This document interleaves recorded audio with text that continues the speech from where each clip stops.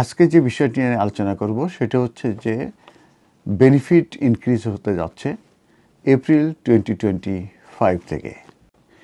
Inflation link যে বেনিফিটগুলো আছে, যেগুলো সাধারণত ডিডব্লিউপি এবং এইচএমআরসি দিয়ে থাকে, এবং যেগুলো ইনফ্লেশন লিঙ্কড, সেই বেনিফিটগুলো ইনক্রিজ হচ্ছে 1.7%। তার ভিতরে আছে হচ্ছে স্টেট পেনশনের যে বেসিক যে যে যে রেটটা আছে, সেই স্টেট পেনশনের সেই বেসিক রেটটা বাড়বে এবং সেটা বাড়বে 4.7%, এবং এটা অ্যাপ্লিকেবল হবে এপ্রিল 2025 থেকে।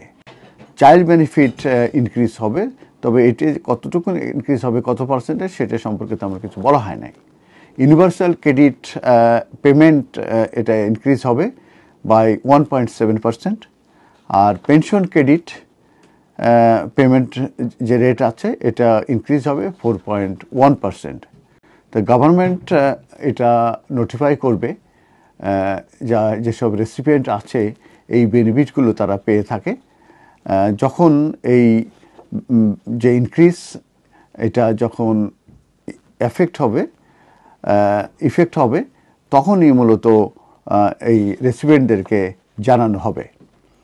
আর পার্সোনাল ইন্ডিপেন্ডেন্ট পেমেন্ট এবং employment and support allowance, job seekers allowance, income support and housing benefit, এগুলোও এই ইনফ্লেশন এই ইনক্রিজের কারণে এটা অ্যাফেক্টেড হবে। তো আমি আবারও বলেছি, এটা সংক্রান্ত ব্যাপারে নোটিশ দিয়ে জানানো হবে যখন এটা ইনক্রিজ হবে, এবং এটা আশা করা হচ্ছে যে এপ্রিল 2025 থেকে এই বেনিফিট ইনক্রিজ হবে। তো গভর্নমেন্ট এটা নোটিফাই করবে যেসব রেসিপিয়েন্ট আছে এই বেনিফিটগুলো তারা পেয়ে থাকে।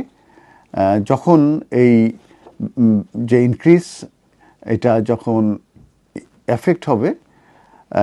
ইফেক্ট হবে তখনই মূলত এই রেসিপিয়েন্টদেরকে জানানো হবে। আর পার্সোনাল ইন্ডিপেন্ডেন্ট পেমেন্ট এবং employment and support allowance, job seekers allowance, income support and housing benefit, এগুলোও এই ইনফ্লেশন এই ইনক্রিজের কারণে এটা অ্যাফেক্টেড হবে।